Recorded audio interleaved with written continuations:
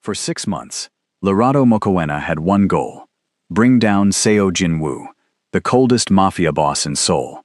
She hated everything about him: his emotionless face, his impossible standards, his criminal empire. Then the plane crashed. Suddenly, the man she was supposed to destroy became the man she needed to survive. Trapped in a forest, hunted by assassins, injured and terrified, Lerato had to make a choice: stick to her mission or trust the enemy. But here's the twist: the crash wasn't an accident. Someone wanted them dead, and the person who sent Lerato to spy on Jinwoo, he might be the one who sabotaged the plane. Now 2 enemies have to become allies. 2 people who hated each other have to trust each other. And somewhere between running for their lives and fighting to survive, something neither of them expected started to happen. If you're already feeling the tension, hit that subscribe button, because this journey is just getting started. Tell me in the comments, could you survive in a forest with someone you can't stand? Lerato's about to find out. Let's go. Lerato wanted to throw her coffee at Seo Jinwoo's perfectly expressionless face. She didn't, of course. That would be unprofessional, and more importantly, it would blow 6 months of undercover work. But the temptation was real, especially when he looked at her, like she was a stain on his imported marble desk. "Miss Mokoena," Jinwoo said, his voice flat and cold as January snow. "Perhaps in South Africa, financial reports are written with crayons. Here in Seoul, we expect precision." Lerato's fingers tightened around her coffee cup. "The report is precise. If you'd actually read past the first page, you'd see that." His eyes, dark and unreadable, lifted to meet hers. The conference room went silent. His 3 executives looked at her like she'd just signed her own termination papers. Jinwoo stood slowly, walked around the table, and stopped right beside her chair. He reached past her, close enough that she could smell his cologne, something expensive and cold, and flipped to page 7 of her report. "This calculation," he pointed with one perfectly manicured finger, "is off by 0.03%. "That's a rounding difference," Lerato said through her teeth. "In my company, 0.03% equals 3 million won. Do you consider 3 million won insignificant, Miss Mokoena?" She wanted to tell him that 3 million won was nothing compared to the 30 billion he was laundering through shell companies in Singapore. But she couldn't. Not yet. "I'll revise it," she said instead. "By tonight. On my desk. Personally." He walked back to his seat, dismissing her like she was nothing. Lerato gathered her papers, her hands steady, even though rage was burning through her veins. As she left the conference room, she heard one of the executives whisper in Korean, probably thinking she wouldn't understand. She'd learned enough in 6 months to catch the words "foreign" and "mistake" hiring her. She'd show them all a mistake. In the bathroom, Lerato splashed cold water on her face and stared at her reflection. Her brother David's face flashed in her mind, the way he'd looked in the hospital after the gang fight, tubes and machines keeping him alive until they didn't. That's why she was here. That's why she took this job from the International Task Force. People like Seo Jinwoo, with their clean hands and dirty money, they were the reason people like David died in the streets. Her phone buzzed. A text from Agent Morrison, her handler. "Any progress?" She typed back quickly. "Found the Singapore connection. Need more time to get solid evidence. Time is running out. The task force wants results." Lerato deleted the messages and left the bathroom. She had work to do. The next 3 hours were torture. She revised the report, checked every calculation twice, and tried not to imagine Jinwoo's face when she finally brought him down. At 6:30, most of the office had emptied. She took the elevator to the 20th floor, where Jinwoo's private office overlooked the Han River. His assistant's desk was empty. Lerato knocked on the massive wooden door. "Come in." Jinwoo sat behind his desk, jacket off, sleeves rolled up. It was the most casual she'd ever seen him, and somehow that made her even angrier. He got to be comfortable while everyone else walked on eggshells. "The revised report," she said, placing it on his desk. He didn't look up. "You found the error quickly." It wasn't an error. It was a rounding choice. Now he looked up, and something that might have been amusement flickered in his eyes. "You're very defensive, Miss Mokoena. You're very critical, Mr. Sego. I pay for perfection. I expect to receive it." Lerato crossed her arms. "You pay for results. I deliver them. Whether you round to 2 decimal points or 3 doesn't change the quality of my analysis." He leaned back in his chair, studying her. The silence stretched long enough to make her uncomfortable, which she suspected was the point. "Why did you come to Seoul?" he asked suddenly. The question caught her off guard. "For work. The job opportunity. You had job opportunities in Johannesburg, London, New York. Why here?" "Because the task force needed someone he wouldn't suspect, someone with a clean record and a legitimate financial background." But she couldn't say that. "I wanted something different," she said. "Different," he repeated, like he was tasting the word. "You don't like it here." "I didn't say that. You don't have to. You're homesick. You eat lunch alone. You haven't made friends with the other employees. Every morning you look at this building like it's a prison." Lerado's heart started beating faster. He'd been watching her, noticing. "I'm private," she said carefully. "Or you're hiding something." The air in the room changed, became heavier.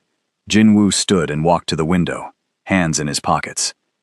"I know everything about everyone who works for me, Miss Mokoena.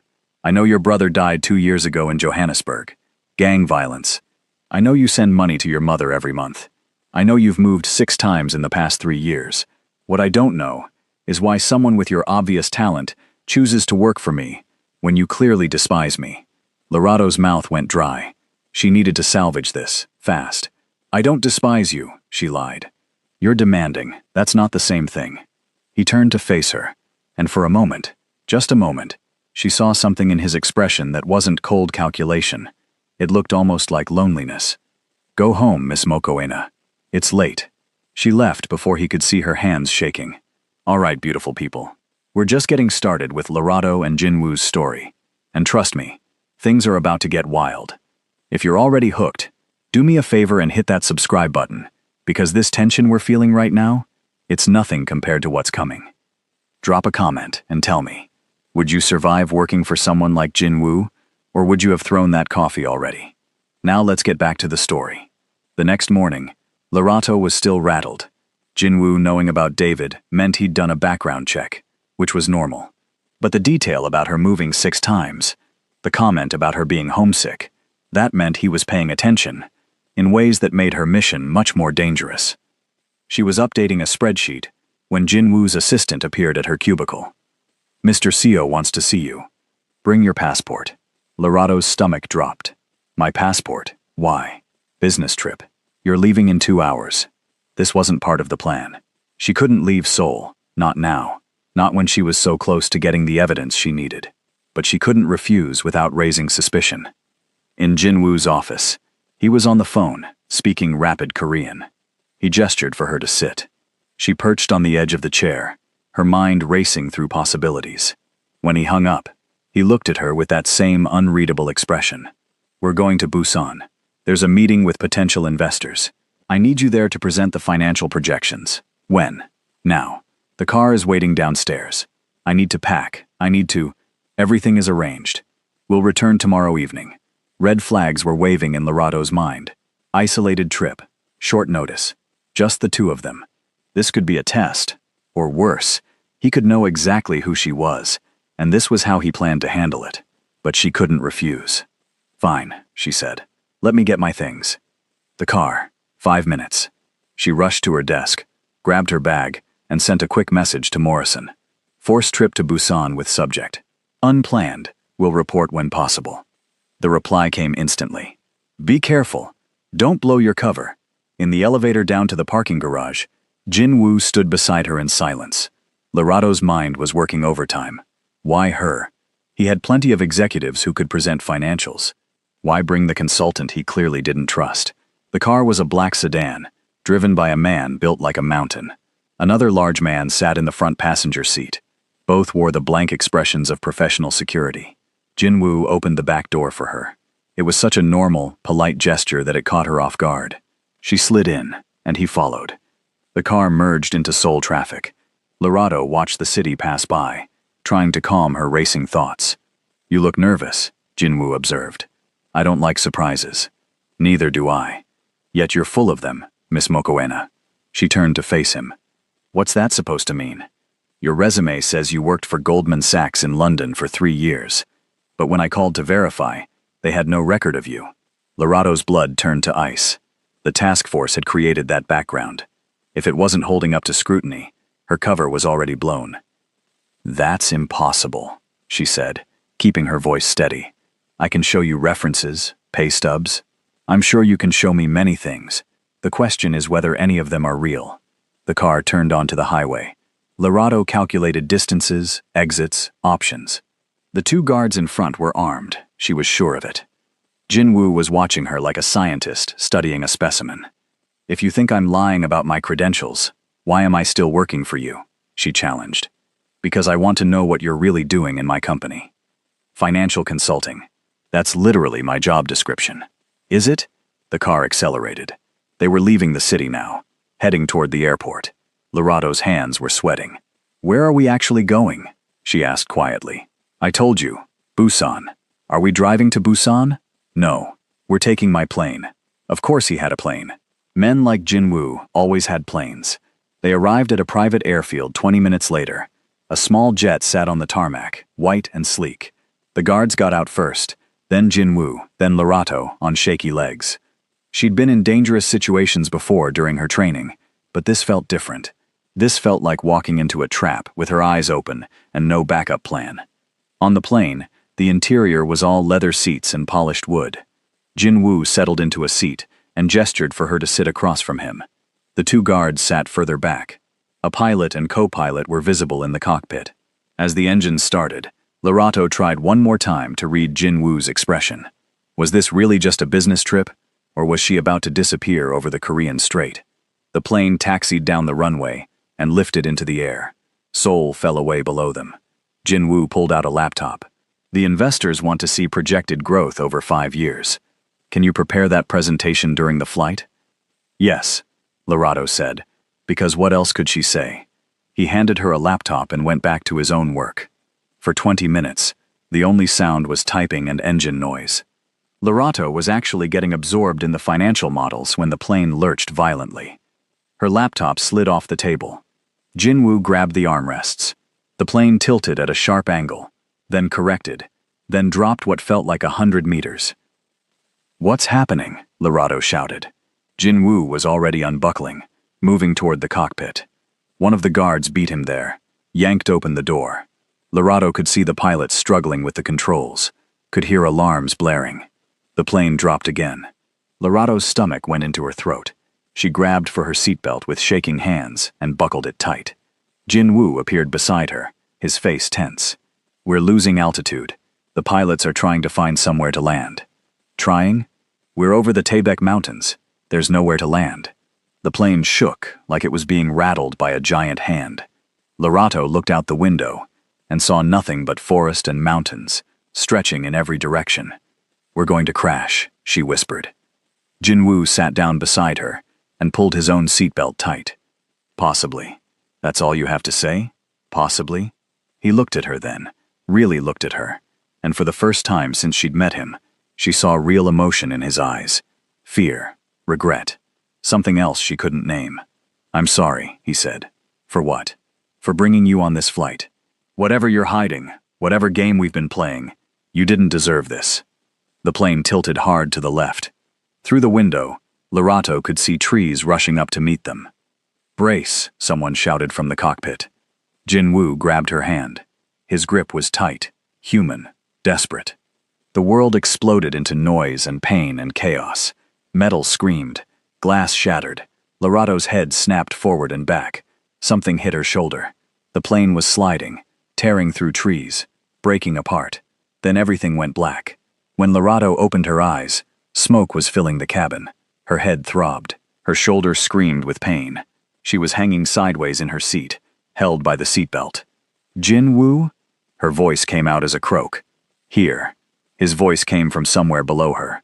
"Don't move yet. The plane's unstable." She blinked through the smoke and saw him underneath her, also hanging in his seatbelt. Blood ran down the side of his face from a cut above his eyebrow. "Are you hurt?" he asked. "I don't know. My shoulder. Maybe my ribs. You're bleeding. Head wounds bleed a lot. It's not deep." He was already unbuckling himself, dropping down to what used to be the side of the plane, but was now the floor. "I'm going to help you down. Try not to put weight on your shoulder." He reached up and unbuckled her seatbelt. She fell, and he caught her. lowering her carefully to the tilted floor. Every movement sent pain shooting through her shoulder. The others, Lorato gasped. Jinwoo's expression went dark. I'll check. Stay here. He moved through the wreckage toward the back of the plane. Lorato tried to stand, failed, tried again. Through the shattered windows, she could see they were in a forest, surrounded by broken trees and scattered plane debris. Jinwoo returned, his face grim. The guards, both dead. Impact. The pilots? He shook his head. 4 people dead. Just like that. Lorato's legs gave out, and she sat down hard on the tilted floor. We need to get out, Jinwoo said. There could be a fire. Can you walk? I think so. He helped her to a gap in the fuselage where the plane had torn open. Outside, the air was cold and clean and full of pine smell. They were on the side of a mountain, surrounded by dense forest. The plane had cut a path through the trees, leaving a trail of destruction. Lorato took 3 steps and vomited. Jinwoo stood beside her, not touching, just present. When she finished, he handed her a bottle of water from somewhere. Small sips, he said. She rinsed her mouth, spit, drank a little. Her hands were shaking so badly she almost dropped the bottle. We're in shock, Jinwoo said calmly. It's normal. We need to focus. First priority is shelter. Second is water. Third is signaling for rescue. You sound very calm for someone who just crashed in a plane. Panic doesn't help survival. Lorato looked at him. This cold mafia boss covered in blood and dirt, speaking about survival like he did this every Tuesday. Do you have your phone? She asked. He pulled it from his pocket. The screen was shattered, the device dead. Lorato checked hers. Same. Perfect, she muttered. Just perfect. There will be search parties, Jinwoo said. When we don't arrive in Busan, when the plane doesn't respond to radio, they'll send helicopters. How long? Hours. Maybe a day. Lorato looked around at the endless forest, the mountains rising in every direction, the smoke still rising from the plane wreckage. We could die out here, she said. Yes, Jinwoo agreed. We could. So we need to make sure we don't. He started walking back toward the plane. Lorato followed, every step sending pain through her shoulder. What are you doing? She asked. Salvaging supplies. First aid kit, water, anything useful. They spent the next 30 minutes pulling things from the wreckage. A first aid kit. 3 bottles of water. Some energy bars from the galley. A blanket. A lighter one of the guards had carried. Jinwoo also retrieved something else, something he tucked into his jacket quickly. But Lorato saw it. A gun. Of course. Even in a plane crash, even fighting for survival, he was still dangerous. They moved away from the wreckage, following the slope downward. Jinwoo said water would be lower, and they'd need water more than anything. The forest was thick, the ground uneven. Lorato's shoulder throbbed with every step. Jinwoo moved ahead, testing the ground, finding the easiest path. After an hour of walking, they heard it. Running water. A stream, narrow but clear, ran between moss-covered rocks. They both dropped to their knees and drank. The water was so cold, it hurt Lorato's teeth, but she'd never tasted anything better. We'll follow it downstream, Jinwoo said. Streams lead to rivers. Rivers lead to civilization. How do you know all this? He looked at her with those unreadable eyes. I wasn't always a businessman, Miss Mokoena. She wanted to say he still wasn't really a businessman. He was a criminal in expensive clothes. But they were past that now, weren't they? Survival didn't care about moral judgments. The sun was dropping lower. Shadows stretched long between the trees. We need shelter before dark, Jinwoo said. There. He pointed to an outcropping of rock that formed a shallow cave, barely deep enough for 2 people. Lorato's claustrophobia kicked in immediately. The thought of being trapped in that small space made her chest tight. I can't, she said. I'll sleep outside. It's going to drop below freezing tonight. Without proper shelter, we'll die of exposure. I'll take my chances. Jinwoo studied her face. You're afraid of enclosed spaces. I'm fine. You're pale and sweating and your breathing just got faster. Claustrophobia. Lorato hated that he could read her so easily. I said, I'm fine. And I said we'll die without shelter. So we'll make it work. His voice softened just slightly. I won't let anything happen to you in there. I promise. It was the gentleness that broke through her panic. This man who'd been nothing but cold and cruel to her for 6 months, promising to keep her safe in a cave. "Okay," she whispered. They gathered wood, dead and dry, and Jinwoo built a small fire near the cave entrance using the lighter. The flames pushed back the darkness and cold. Lorato sat with her back against the rock wall, hugging her knees.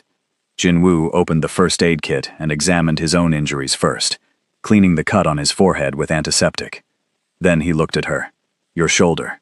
I need to check it." "It's fine. It's not fine. You've been favoring it all day. Let me look." Reluctantly, Lorato let him ease her jacket off. She was wearing a thin blouse underneath. Jinwoo's fingers were surprisingly gentle as he probed the joint. "It's not dislocated," he said. "Probably a bad bruise, maybe a muscle tear. I'll wrap it." He used bandages from the first aid kit to create a makeshift support. His hands were steady, professional, careful not to hurt her more than necessary. "Where did you learn first aid?" she asked.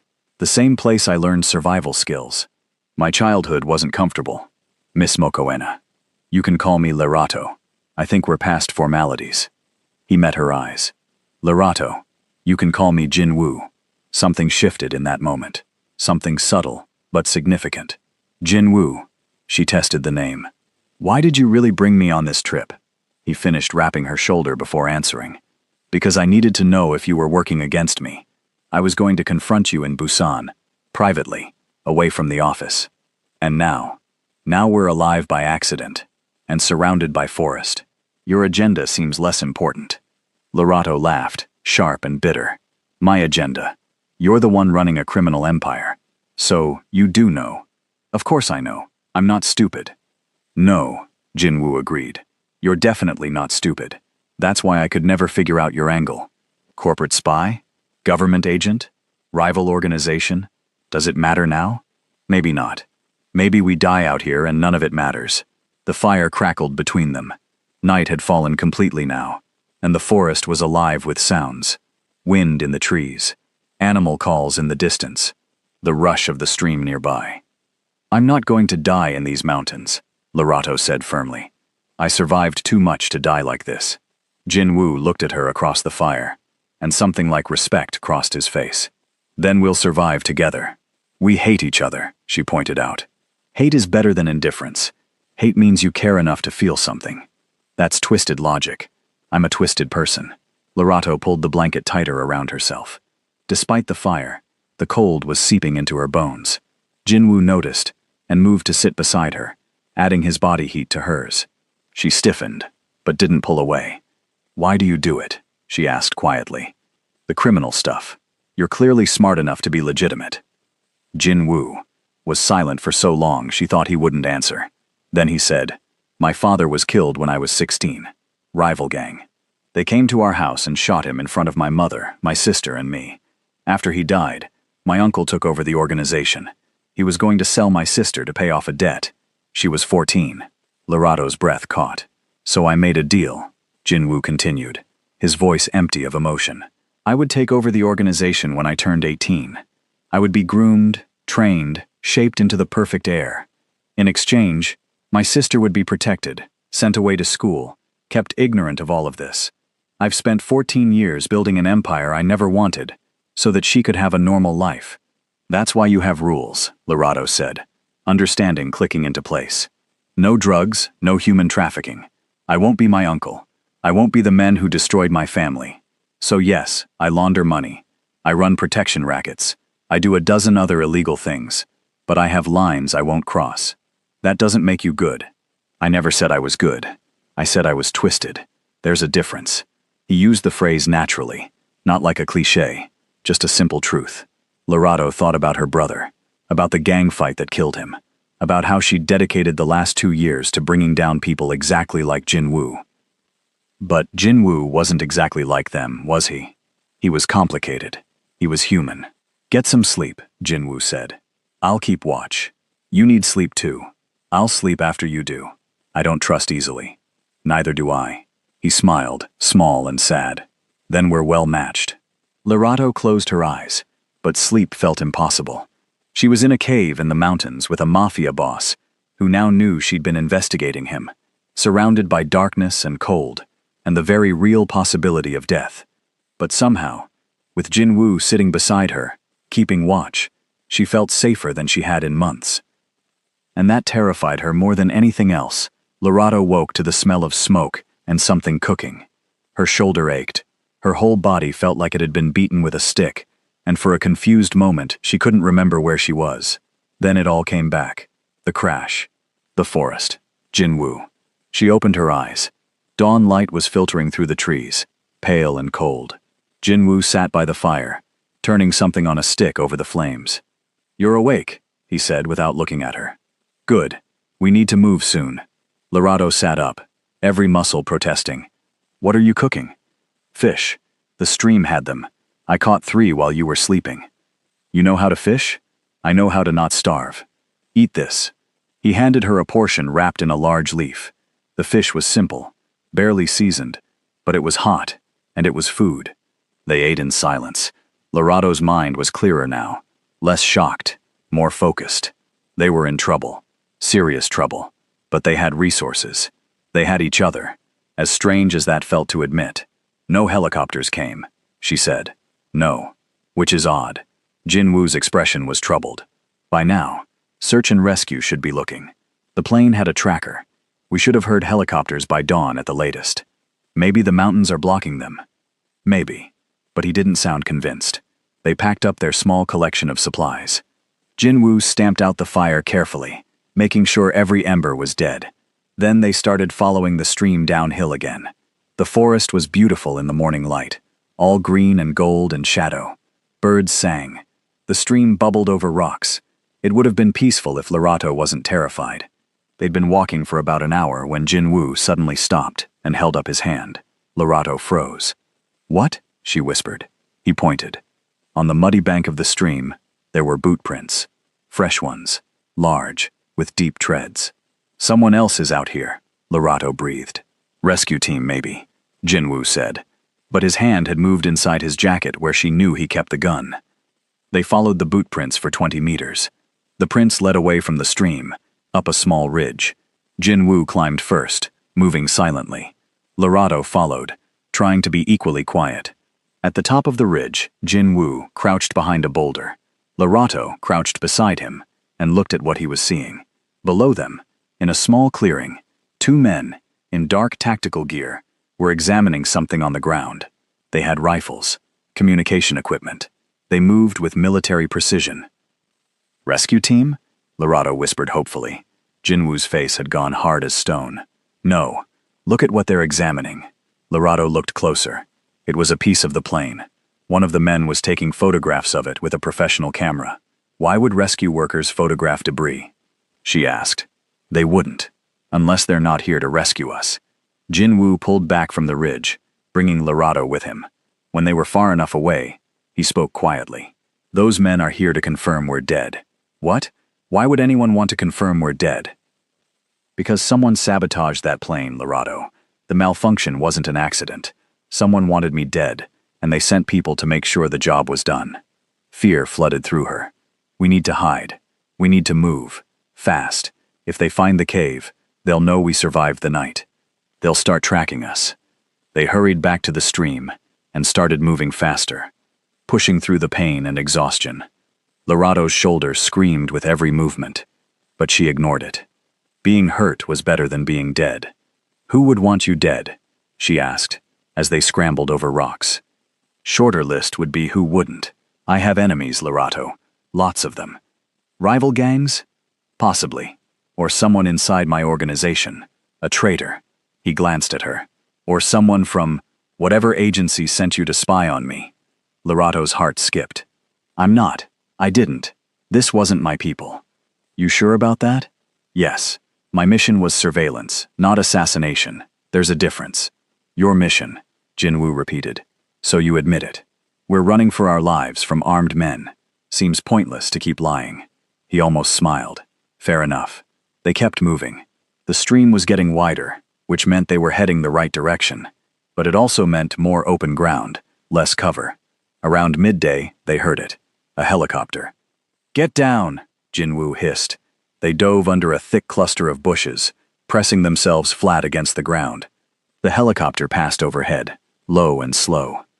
Through the leaves, Lorado could see it was black, unmarked. It circled their area twice before moving on. That wasn't search and rescue either, she said. No, that was them. Hunting. This is insane. We crashed. We survived. And now we're being hunted like animals? Jinwoo looked at her, and his expression was almost apologetic.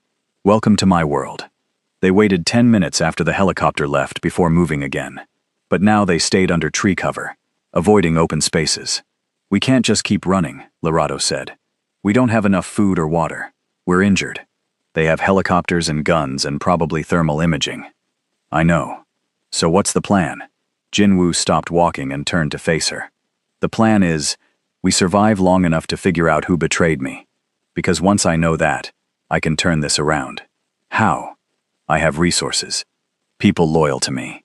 If I can get a message out, if I can contact my Lieutenant Kang Dae, he'll come for us. But I need to know who the traitor is first, or I might be calling the person who wants me dead. Lorado's mind was racing. The phone. Can we fix either of our phones? Both are destroyed.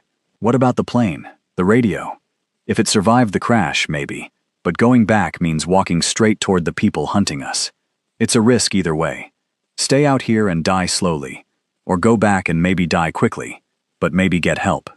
Jinwoo considered this. You think like a strategist. I think like someone who wants to live. Same thing in my experience. He nodded slowly. Okay, we go back. But we wait until dark. Thermal imaging is useless if we're near the burning wreckage, and they won't expect us to move toward them. It was a terrible plan, with a dozen ways to fail. But it was better than nothing. They found another hiding spot. A fallen tree with enough space underneath to crawl into. They huddled there as the afternoon dragged on, taking turns watching and resting. Lorado's stomach was growling. Her shoulder had gone from sharp pain to a dull, constant throb. She was dirty, exhausted, and scared out of her mind. Tell me about your brother, Jinwoo said suddenly. She looked at him in surprise. Why? Because we have hours to wait and nothing to do. And I want to understand why you hate people like me so much. Lorado was quiet for a moment. Then she started talking. David was 3 years older than me.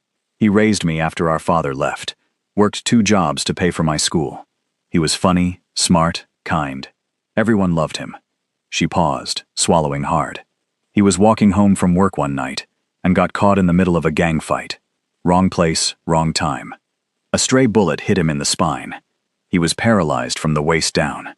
Jinwoo listened without interrupting.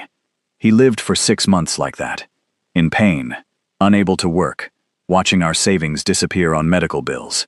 And the gangs, the ones responsible, they just kept operating, kept fighting, kept destroying lives. Nobody stopped them. Nobody even tried. Her voice was shaking now. David died from an infection. But really, he died because violent men care more about power and money than human lives. I'm sorry, Jinwoo said quietly. Are you? Or are you just sorry I'm comparing you to them? Both, maybe. Your brother was innocent. He didn't choose that life. I did choose. There's a difference. That phrase again, but it meant something different this time. Why did you choose it? Lorado asked. Really, you're smart enough, capable enough to do anything. Why crime? Jinwoo looked out at the darkening forest. Because when my father died, I learned something. The world doesn't reward goodness. It rewards power. My father was a good man, who got killed by bad men. My uncle was a bad man who got rich. I chose to be powerful enough that nobody could hurt my family again. And did it work? My sister is safe. She's studying art in Paris, completely unaware of what I do. So yes, it worked. At what cost? He met her eyes. At the cost of becoming exactly what I hated. At the cost of my soul, probably. But I'd pay it again to keep her safe. Lorado understood that kind of love, that fierce protective instinct. She'd felt it for David, that willingness to do anything to protect the people you love. We're not that different, she said softly. No, Jinwoo agreed. We're just on opposite sides of the same war. Darkness fell slowly, then completely. Jinwoo checked the gun, making sure it was loaded. They had 6 bullets, against at least 2 armed men, probably more, plus helicopter support. Stay behind me, Jinwoo said. If shooting starts, run. Don't wait for me. Don't be a hero, just run. I'm not leaving you. Lorato, I'm serious. You're not trained for combat. I am. If it comes down to it, I can buy you time to escape. And then what? I wander the forest alone until I die or they find me? No. We stick together. He looked like he wanted to argue, but something in her expression stopped him. You're incredibly stubborn.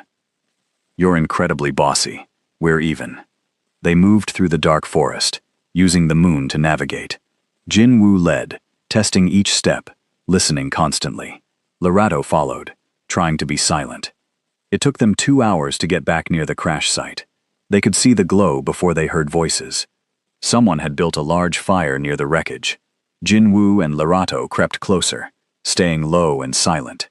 From behind a cluster of rocks, they could see the camp. 4 men, all armed, all wearing tactical gear. They'd set up tents and equipment. A portable generator powered lights. They looked settled in, like they planned to stay a while. They're waiting for us, Jin Woo whispered. They know we survived and they think we'll come back for supplies or the radio. Smart.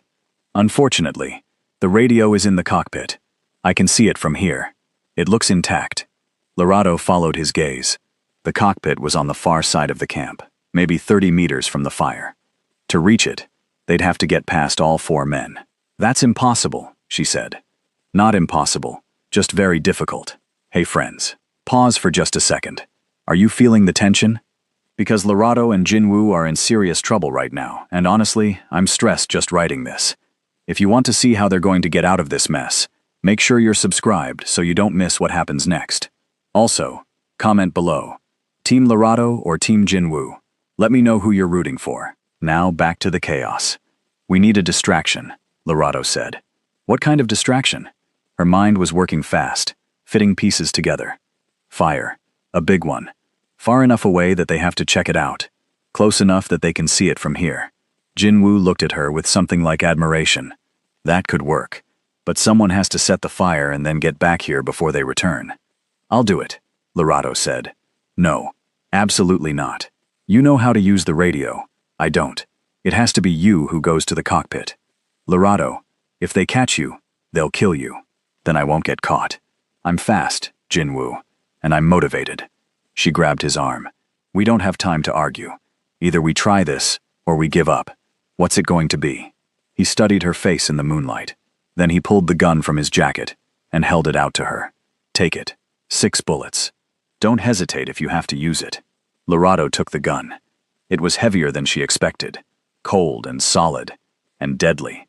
She'd trained with firearms during her preparation for this mission, but she'd never actually shot anyone. I'll give you 15 minutes to get into position, Jin Woo said. When you see me move toward the cockpit, start the fire. Make it big. What if something goes wrong? Then run. Follow the stream south. It'll lead to a river eventually. Follow the river to civilization. Jin Woo. Promise me, Lorato. Promise you'll run if this goes bad. She didn't want to promise, but she could see he needed to hear it. I promise. He touched her face, just briefly, his hand warm against her cold skin. Be careful. Then he was gone, melting into the shadows. Lorato moved in the opposite direction, circling the camp. Her heart was pounding so hard she was sure the men could hear it. The gun felt like it weighed 1,000 pounds. She found a spot about 50 meters from the camp, where dead wood had piled up against some rocks. Perfect. She gathered more wood, building a pile, making sure it would catch fast and burn bright. She checked her watch. 10 minutes had passed. Her hands were shaking as she pulled out the lighter Jin Woo had given her. This was insane. This whole thing was insane. 2 days ago, she was filing financial reports in Seoul.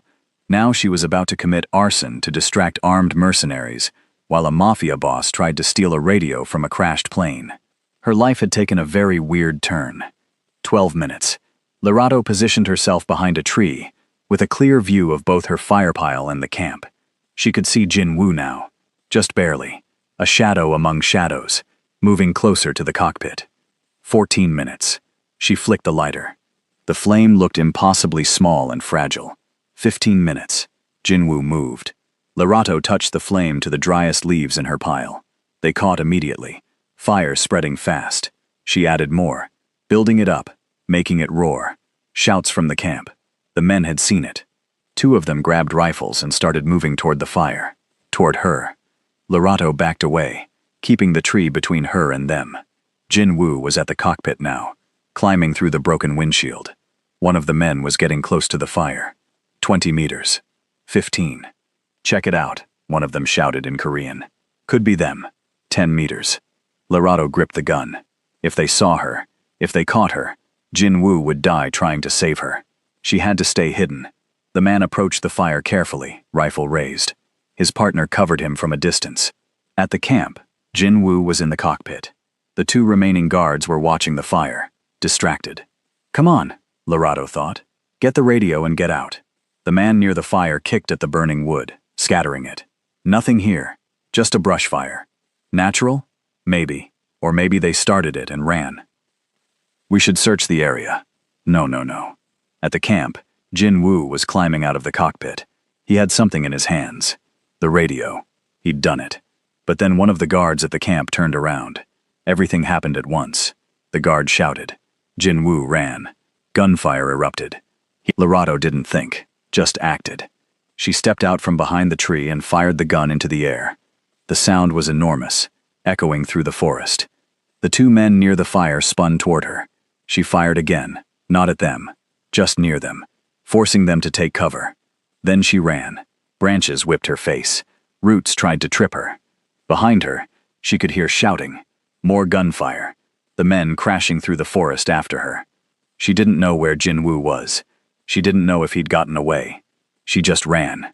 A bullet hit a tree next to her head, spraying bark. Lorato ducked, stumbled, caught herself, kept running. The stream. She could hear it. She changed direction, heading for the water. More gunfire. Were they shooting at her or at Jin-Woo?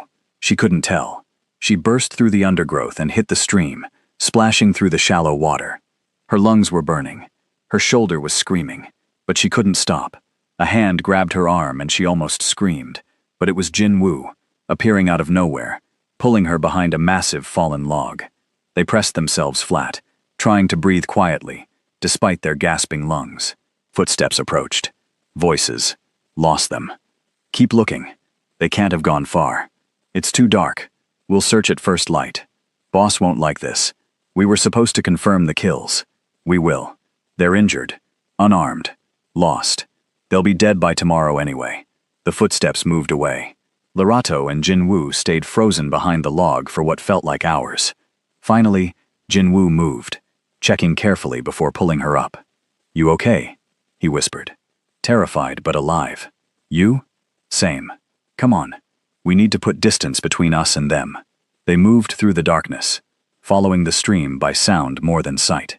Lorato was running on pure adrenaline now, her body beyond exhaustion. After an hour, Jin-Woo found a dense thicket of bushes. They crawled inside and collapsed. Did you get the radio? Lorato asked. Jin-Woo held it up. In the moonlight, she could see it was battered but intact. I got it. And I got this. He showed her a small handheld GPS unit. From the cockpit. It still has battery. Can you use the radio? Not yet. It needs to charge, and we need to be far enough away that they can't track the signal. He looked at her. That was incredibly brave, and incredibly stupid, firing those shots. You would have done the same for me. That's different. Why? Because you're the big, strong mafia boss and I'm just the poor consultant? Because I've been trained for situations like this, and you haven't. Because you could have died, Lorato. So could you. They stared at each other in the darkness. Then Jin-Woo did something unexpected. He pulled her into a hug, careful of her injured shoulder. Thank you, he said quietly. You saved my life back there. Lorato let herself lean into him for just a moment, feeling his warmth, his strength, his heartbeat still racing like hers. Then she pulled back. We're even now. You kept me alive in the crash. I kept you alive at the camp. Even, he agreed. But something had changed between them. Some wall had come down. They rested for a few hours, taking turns on watch again.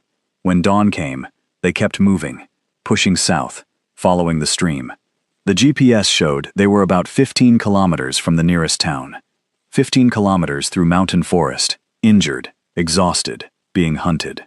But they had the radio. They had hope. Around noon, they stopped to rest. Jin-Woo examined the radio, trying to get it working.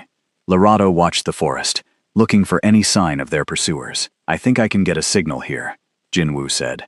The mountains aren't blocking it as much. Who are you going to call? Kangdae, my lieutenant. If anyone is loyal to me, it's him. But his expression was troubled. The problem is, I don't know who else might be listening. What do you mean? If there's a traitor in my organization, they might be monitoring communications. If I call for help, I might be telling them exactly where to find us. Lorado thought about this. But if we don't call for help, we die out here anyway. Yes. Then we take the risk. Call your guy. Jinwoo powered up the radio. Static filled the air. He adjusted frequencies, searching. Finally, a voice came through, crackling and distant. Jinwoo spoke in rapid Korean, too fast for Lorado to follow. The voice on the other end responded. Jinwoo gave coordinates from the GPS. Spook. The helicopter touched down on the roof of a private medical facility in Seoul. The city lights spread out below them, millions of points of brightness after 2 days of darkness and trees. Lorado stepped out onto solid ground, and her legs almost gave out. Jinwoo caught her elbow, steadying her. Easy, he said. Medical staff rushed toward them with a stretcher. Lorado waved them off. I can walk. You can barely stand, Jinwoo pointed out. I said I can walk. The doctor, a small woman with sharp eyes, examined them both quickly. You need x-rays, proper wound care, fluids, rest, both of you. Later, Jinwoo said. First I need a secure room, and 20 minutes with my lieutenant. The doctor looked like she wanted to argue, but something in Jinwoo's expression stopped her. She led them inside to a private room and left them alone with Kangdae. The moment the door closed, Jinwoo's entire demeanor changed. The man who'd sat beside her in the forest, who'd shared his story about his sister, who'd held her hand during the crash, that man disappeared. In his place was the cold, calculating boss she'd hated for 6 months. Report, he said to Kangdae. The 4 men we captured aren't talking yet, but we identified them. Freelance mercenaries, hired through a broker in Bangkok. Someone paid a lot of money to make sure you didn't survive that crash. The pilots? We're investigating. It looks like one of them accepted payment to sabotage the plane. He died in the crash, so we can't confirm. Who paid him?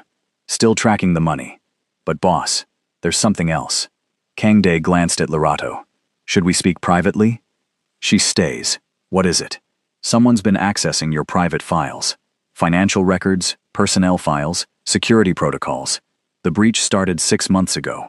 Lorado's heart stopped. 6 months ago, when she'd started working for Jinwoo. Jinwoo's eyes moved to her, cold and assessing. 6 months. It wasn't me, Lorado said quickly. Convenient timing. Jinwoo, I swear, this wasn't me. My mission was observation, collecting evidence for prosecution. I wasn't stealing files or planning assassinations. Your mission, he repeated, his voice like ice. For who? Which agency? She hesitated. Giving up Morrison and the task force meant burning every bridge, ending her career, possibly putting herself in danger. But Jinwoo had saved her life. They'd survived together. She owed him the truth. International Financial Crimes Task Force.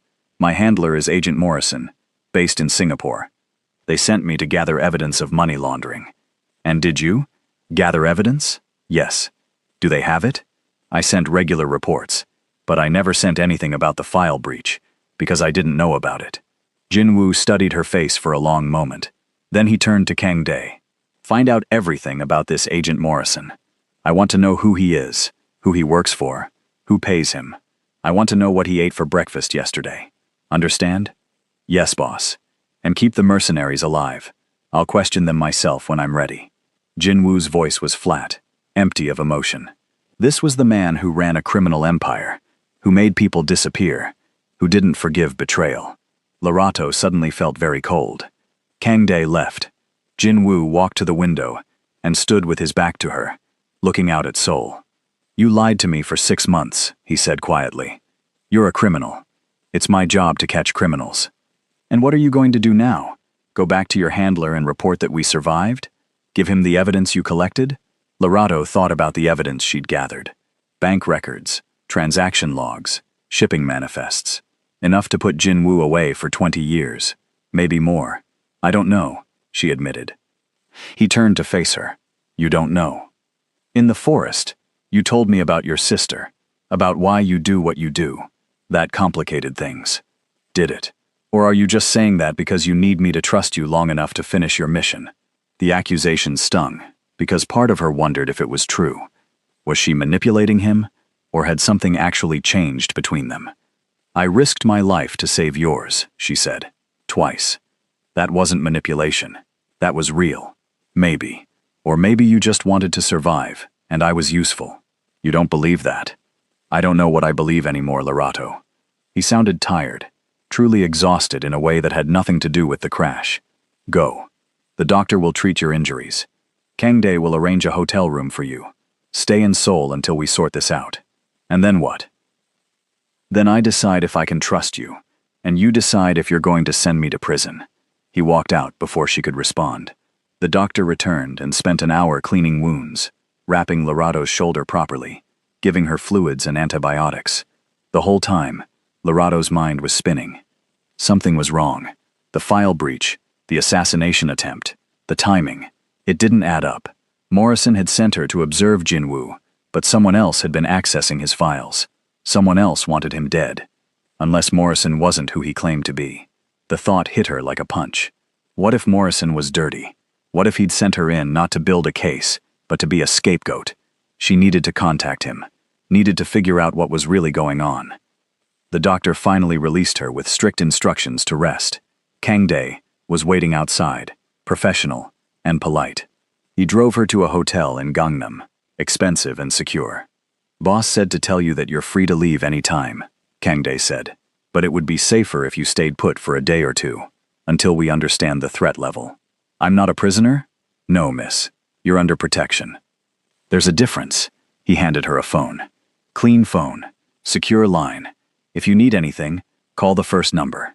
Then he was gone, and Lorato was alone in a luxury hotel room, confused and exhausted, and more lost than she'd been in the forest.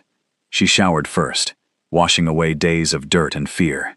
The hot water on her injuries hurt, but it also felt like washing away the forest, the crash, the terror. When she got out, wrapped in a hotel robe, she found clean clothes laid out on the bed. Her size, her style. Jinwoo had thought of everything. She picked up the secure phone and stared at it. She should call Morrison, report in, tell him she was alive, but something stopped her. Instead, she called the first number in the phone. It rang twice. Yes? Jinwoo's voice. It's me. I need to talk to you. I'm busy. Jinwoo. Please. I think my handler might be involved in this. I think he might be dirty. Silence. Then, stay where you are. I'll come to you. He arrived 30 minutes later, looking like he'd showered and changed too. The cut on his forehead was properly bandaged. He'd gone back to his expensive suits, his armor of respectability. Tell me, he said. Lorato laid out her theory. The timing, the file breach, Morrison's pressure for her to deliver evidence faster.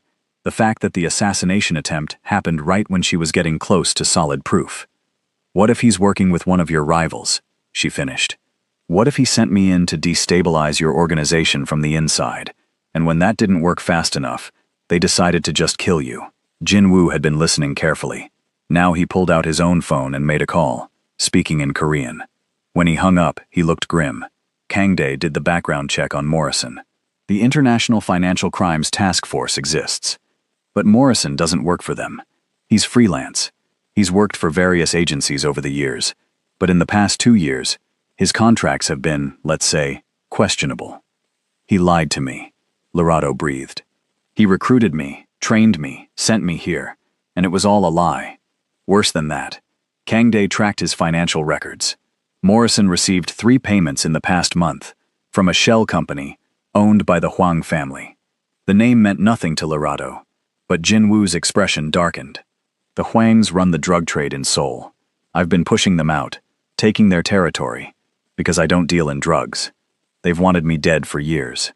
So, Morrison works for them. It looks that way. They used you to get inside my organization, to access my files, to find weaknesses. When you couldn't give them what they needed fast enough, they tried to kill us both. You because you'd served your purpose. Me because I'm in their way. Lorato felt sick. She'd been a pawn, a tool.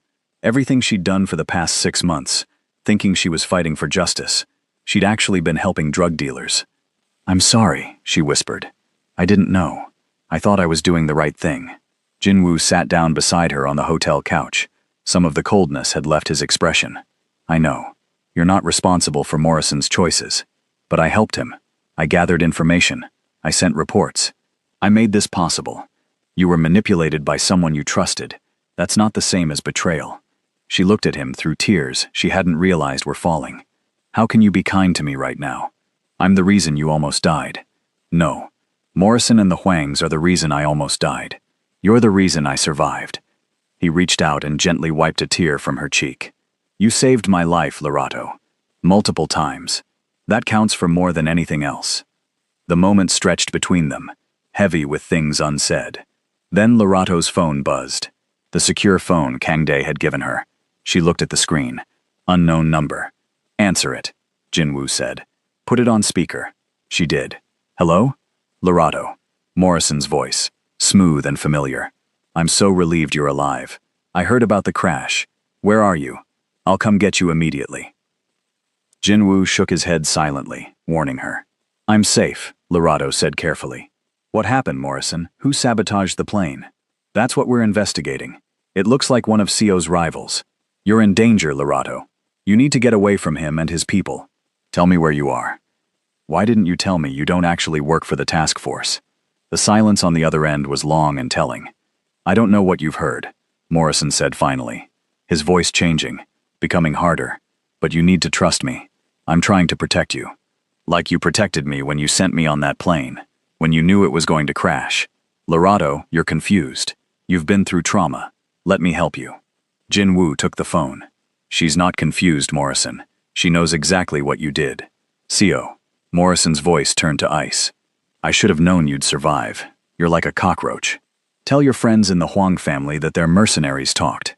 We know everything. The only question now is what we do about it." Morrison laughed.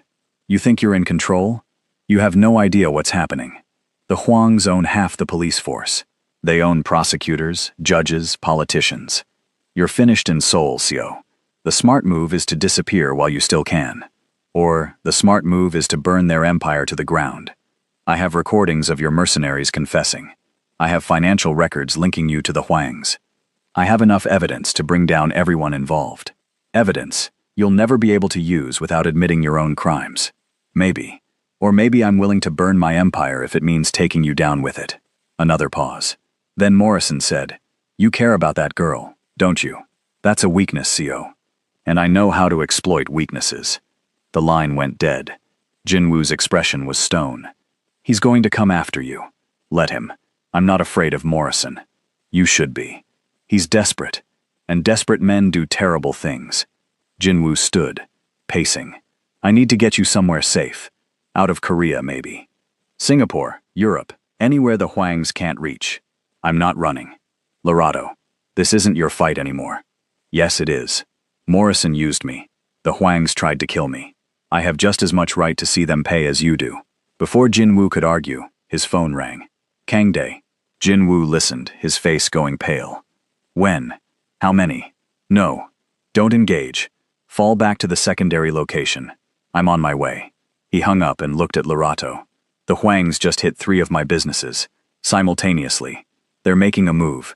Trying to take over my territory while I'm weakened. What are you going to do? Fight back. But first I need to get you somewhere they can't find you. I told you, I'm not running. I'm helping. This is going to get violent, Lorato. People are going to get hurt. Then we'd better make sure we're not the ones getting hurt." He stared at her, and something like pride crossed his face. "You're really not going to back down, are you? Would you?" "No. Which is why I understand this is a terrible idea, and you should do it anyway." He grabbed his jacket. "Come on. Stay close to me. Do exactly what I say, when I say it. Understand?" Understood. They left the hotel through a back entrance where Kangdae was waiting with a car. Jinwoo made phone calls as they drove, speaking rapid Korean, giving orders, moving pieces on a chessboard Lorato couldn't see. "Where are we going?" she asked. "My office. It's the most secure location I have. We're going to coordinate the response from there." "Friends, I need you to pause and take a breath with me. Because this story is about to get intense. Lorato and Jinwoo are walking straight into a war, and honestly, I'm scared for them. If you've made it this far, you're invested in this story just like I am. Make sure you hit that subscribe button so you don't miss any of my future stories, because trust me, I've got more coming. Comment below and tell me, do you think they're going to make it out of this? Now let's see how this all ends. The office building was locked down tight, security everywhere, all loyal to Jinwoo. They took a private elevator to the 20th floor. Jinwoo's office had been transformed into a command center. Laptops, monitors, maps of Seoul spread across every surface. Kangdae was there with 3 other men, Lorato recognized as Jinwoo's inner circle. Status, Jinwoo demanded. Kangdae pointed to the map. They hit the warehouse in Incheon, the restaurant in Itaewon, and the logistics center in Gangnam. Total damage, maybe 2 billion won. But that's not the real problem. What's the real problem? They're using police. Legitimate raids. Legitimate warrants. The Hwangs have activated their connections in law enforcement. They're trying to make it look legal. Jinwoo's jaw tightened. So if I fight back, I look like I'm resisting legitimate police action. Exactly. Lorato's mind was racing. Unless you have evidence that the police are corrupt. Evidence that proves they're working for the Hwangs. Everyone looked at her. I have Morrison's confession on tape, she continued. He admitted the Hwang's own police, prosecutors, judges. If we can connect specific names to specific bribes, we can expose them. That would require accessing police financial records, one of Jinwoo's lieutenants said. That's impossible. Not impossible, Jinwoo said slowly. Just illegal. Which, let's be honest, is not our biggest concern right now. He turned to Kangdae. Can we do it? I know a hacker. Expensive, but good. If the evidence exists digitally, she can find it. Get her. Now. Money is not an issue. Kangdae made a call. Jinwoo turned to Lorato. This is going to take hours. You should rest. I'm staying. Lorato. I'm staying, Jinwoo. We're in this together, remember? He looked like he wanted to argue, but then he just nodded. Together. The next 4 hours were a blur of activity. The hacker arrived, a young woman with purple hair who didn't speak English, but communicated perfectly through her laptop. She worked at lightning speed, breaking through firewalls, accessing databases, pulling financial records. Meanwhile, Jinwoo coordinated his response to the Hwang attacks. He didn't fight back violently, which surprised Lorato. Instead, he made phone calls, called in favors, moved money, applied pressure in ways she didn't fully understand. I'm not a thug, he explained when she asked. Violence is a last resort. There are more effective ways to fight. Around midnight, the hacker made a sound of triumph. She turned her laptop to show them a spreadsheet. What is it? Jinwoo asked. Kangdae translated her rapid Korean. She found it. Bank transfers from Hwang companies to 23 police officers, 7 prosecutors, and 2 judges. Names, amounts, dates, everything. Can we verify it's legitimate? More typing. More rapid Korean. Kangdae nodded. She's cross-referencing with official police databases. The dates of the transfers match up with dates when investigations into the Hwangs were dropped, or evidence disappeared. This is solid. Jinwoo's smile was cold and satisfied. Then we have them. Copy everything. Multiple backups. And prepare a press release. A press release? Lorato asked. I'm going to give this evidence to every major media outlet in Seoul. By tomorrow morning, the entire city will know the Hwangs own the police. Public pressure will force investigations. The Hwangs will spend the next decade defending themselves in court, instead of attacking me. It was brilliant. Ruthless, but brilliant. There's one problem, Kangdae said. Morrison. He's still out there, and he knows we're coming for him. As if summoned by his name, Lorato's phone buzzed. A text from an unknown number. If you want to see tomorrow, come to the address below. Alone. You have 1 hour. If CO comes with you, people die. An address in Gangnam, a warehouse district. Lorato showed Jinwoo the message. His expression went dark with fury. It's a trap, he said flatly. Obviously. So you're not going. If I don't go, what does he do? He's desperate. He might start killing people just to prove he can. Then I go instead. I'm the one he really wants. He specifically said if you come, people die. He probably has hostages, Jinwoo. Innocent people he'll kill if you show up. Then we send the police. The police who might be working for the Huangs. No. Lorato grabbed her jacket. I'm going. But I'm not going alone. I'll wear a wire. You listen from a distance. If things go bad, you come in. Lorato, this is insane. You got a better idea? He didn't. Which is how, 40 minutes later, Lorato found herself walking into a dark warehouse in Gangnam, wearing a wire, and trying not to shake with fear. The warehouse was empty, except for Morrison, standing in the center, calm and professional as always. He wasn't alone. Two large men stood behind him, both armed. Lorato, Morrison said warmly, like they were meeting for coffee. I'm glad you came. You said you'd kill people if I didn't. I might have exaggerated, but I needed to talk to you, and you've been avoiding my calls. You tried to kill me. I tried to kill CO. You were just collateral damage. Nothing personal. Nothing personal, Lorato repeated. You recruited me, trained me, sent me into danger, and it was all a lie. Not all of it. The training was real. Your skills are real. You're genuinely talented, Lorato. That's why I'm offering you a choice. What choice? Work for me. Really work for me. The Huangs pay better than any government agency. You could be rich, powerful, protected.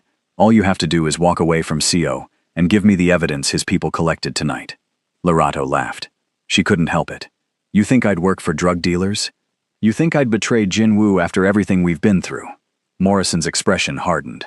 I think you're smarter than to die for a criminal you've known for 6 months. He's a better man than you'll ever be. He's a gangster. And you're a mercenary who works for whoever pays the most. At least Jinwoo has principles. Morrison sighed. I was hoping you'd be reasonable. I like you, Lorato. I really do. But if you won't help me, you're a liability. He nodded to the two men. They started toward her. Lorato backed up, her hand moving to her pocket, where she'd hidden a small knife Jinwoo had given her. Not much of a weapon, but better than nothing. I wouldn't do that. Jinwoo's voice came from the shadows. Everyone froze. Jinwoo stepped into the light, gun in hand. Kangdae and 2 other men behind him, also armed. You were told to come alone, Morrison said to Lorato. She did come alone, Jinwoo said. We just happened to be in the neighborhood. Morrison's hand moved toward his jacket. Jinwoo's gun came up. Don't. You're outgunned and you're finished. The evidence against you and the Huangs is already with 3 different media outlets. By morning, the entire country will know what you've done. You can't prove anything. Bank records, wire transfers, recorded confessions from your mercenaries, police corruption, drug trafficking, murder for hire. I can prove all of it. Morrison's face twisted with rage. You think you've won? The Huangs have resources you can't imagine. They'll come after you.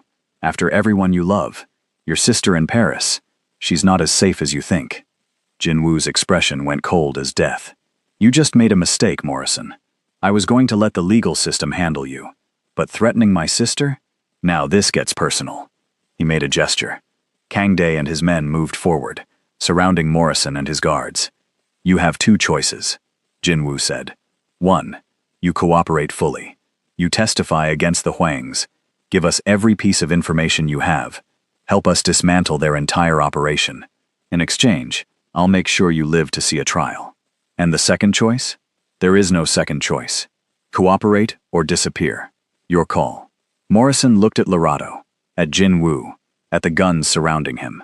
The fight went out of his expression. I'll cooperate, he said quietly. Kangdae moved in, securing Morrison and his men. Jinwoo walked to Lorato, holstering his gun. You okay? He asked softly. I'm okay. That was terrifying. You were brave. Stupid, but brave. I learned from the best. He smiled, small and genuine. Then he pulled her into a hug, right there in the warehouse, in front of everyone. It's over, he whispered. You're safe now. Lorato let herself lean into him, feeling the fear drain away, replaced by relief, and something else, something warm and complicated and right. What happens now? She asked. Now we finish this. We take down the Huangs. We clean up Seoul.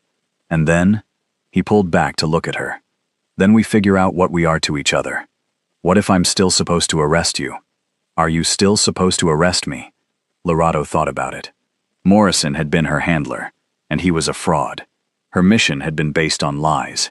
But Jinwoo's crimes were still real, still illegal, Still wrong. Except he'd also saved her life, protected her, shown her that the world wasn't as simple as good and bad, legal and illegal. There were shades of gray everywhere. I don't know what I'm supposed to do anymore, she admitted. Then don't do what you're supposed to do. Do what feels right. And what feels right to you? Jinwoo touched her face, gentle and careful. This feels right. You feel right. Everything else, we'll figure it out as we go. That's not a plan. No. But it's a start. The next 72 hours were chaos. The media exploded with the corruption scandal. Police were arrested. Prosecutors resigned. The Huang family's empire started crumbling as investigations opened on multiple fronts. Jinwoo coordinated everything from his office, working with the few honest officials left in Seoul, providing evidence, making statements, strategically dismantling his enemies. But he also did something Larato didn't expect. He started cooperating with the legitimate authorities. Not about everything, but about the Huangs, about the corruption, about the drug trade. I made a deal, he explained when she asked. I give them the Huangs, help clean up the police force, provide testimony about organized crime in Seoul. In exchange, I get immunity for my cooperation and a chance to go legitimate. They agreed to that? They need what I know, more than they need to put me in prison. And I'm tired, Larato. Tired of looking over my shoulder. Tired of the violence and lies. My sister is safe now. I've done what I needed to do. Maybe it's time for something different. What kind of different? Legal different. Boring different. The kind of different where I don't get shot at, or have my plane sabotaged. Larato smiled. That sounds nice. It does, doesn't it? He reached across his desk and took her hand. Come with me. Help me build something legitimate. You're brilliant with finances and strategy. Together, we could actually do something good. You're offering me a job? I'm offering you a partnership. In business, and, if you're interested, in everything else. Larato's heart was pounding. A week ago, she'd hated this man. Now he was offering her a future. I need time, she said. Time to process everything that's happened. Time to figure out who I am, if I'm not chasing criminals. Take all the time you need. I'll be here. She stood to leave, but he kept hold of her hand. Larato, one more thing. Thank you. For trusting me. For saving my life. For showing me that maybe I'm not as lost as I thought I was. You saved my life too. We're even, remember? I don't think we'll ever be even. I think we'll just keep saving each other. Over and over. For as long as this lasts. And how long do you think it'll last? Jinwoo pulled her closer, his eyes warm and honest and hopeful. I think it might last a very long time. Larato left Seoul 3 days later. She needed space, needed to breathe, needed to figure out her next move. She went home to Johannesburg, spent time with her mother, visited David's grave. She told her mother everything. The undercover mission, the crash, Morrison's betrayal, Jinwoo's offer. What does your heart tell you? Her mother asked. My heart is confused. Is it? Or is your heart very clear, and your brain is just overthinking? Larato smiled. Maybe both. This man, Jinwoo, he's a good person. He's complicated. He's done bad things for good reasons. He's trying to change. I think, with the right support, he could be great. Then maybe you should be that support. You think I should go back? Her mother took her hand. I think you should do whatever makes you happy. David would want that. I want that. Life is too short to spend it being safe and miserable. Sometimes you have to take risks for the people who matter.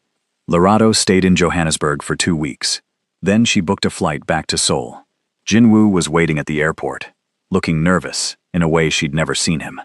When he saw her, relief washed over his face. You came back, he said. I came back, but I have conditions. Name them. 1. Everything you do from now on is legal, completely legal. No more gray areas. Agreed. 2. Your sister gets to know the truth. Not everything, but enough. She deserves honesty. Jinwoo hesitated, then nodded. Agreed. 3. We take this slow. Whatever this is between us, we don't rush it. We figure it out one day at a time. That I can definitely do. He stepped closer. Anything else? Yeah. One more thing. Stop being so bossy at work. 0.03% doesn't matter. And you know it. He laughed. Real and genuine. I'll try. But I can't promise anything. I have high standards. So do I. Which is why I'm giving you a chance. Jinwoo took her hand, laced his fingers through hers. I won't waste it. I promise. They left the airport together, stepping out into Seoul's bright afternoon. The city stretched around them, full of possibilities, full of hope. Lerato didn't know what the future held. She didn't know if this thing with Jinwoo would last, or if going legitimate would work, or if she'd made the right choice. But for the first time in 2 years, since David died, she felt alive. She felt purpose. She felt like maybe, just maybe, she was exactly where she was supposed to be. 6 months later, Seo Jinwoo officially dissolved his criminal organization. With the Hwang family in prison and the corrupt officials exposed, there was room for change in Seoul. Jinwoo's businesses went legitimate, focusing on import and export of legal goods, real estate development, and financial consulting. Lerato became his business partner, and, eventually, more than that. They were careful, respectful of the complicated history between them. But slowly, day by day, the trust grew. The partnership deepened. The care became love. Jinwoo's sister, Min-ji, came home from Paris. Jinwoo told her an edited version of the truth. She was shocked, angry, hurt. But eventually she understood. He'd done terrible things to protect her, and now he was trying to make it right. Lerato visited David's grave one more time, before fully committing to her new life in Seoul. I think you'd like him, she told her brother's headstone. He's stubborn and bossy, and impossible. But he's also kind and loyal and brave. He reminds me of you, actually. The good parts. She placed flowers on the grave. I'm going to be happy, David. I'm going to build something good. I think that's what you'd want for me. I hope it is. The wind blew through the cemetery, warm and gentle, like an answer. Back in Seoul, Jinwoo was waiting for her at their favorite coffee shop, the one near the Han River. When she arrived, he stood and pulled out her chair, a small gesture that made her smile every time. How was Johannesburg? He asked. Good. Healing. I'm ready now. Ready for what? Ready for this, for us, for whatever comes next. Jinwoo reached across the table and took her hand. I love you, Lerato Mokoena. I know I'm not supposed to say it yet. We're taking things slow. But I need you to know, I love you. Lerato's eyes filled with tears, happy ones this time. I love you too, Seo Jinwoo. Even though you're still bossy about financial reports. I'm working on that. Work harder. He laughed. They sat there as the sun set over the Han River, two people who'd survived a plane crash and a conspiracy, and their own stubborn pride. Two people who'd hated each other and then saved each other, and then, somehow, loved each other.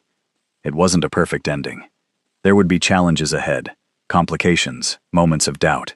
But they'd face them together, because some partnerships are built on trust, some on respect, and some, the rarest and most precious, are built in the fires of survival, where two people see each other at their worst and choose to stay anyway. That was what Lerato and Jinwoo had, and it was more than enough. All right, beautiful people, we've reached the end of Lerato and Jinwoo's incredible journey. From hating each other in that Seoul office, to surviving a plane crash in the mountains, to finding love in the most unexpected place. If this story made you feel something, if you were rooting for them, if you felt those butterflies, then please hit that subscribe button, because I've got so many more stories to share with you. Comment below and tell me what you thought. Did you see that ending coming? Would you take the risk like Lerato did?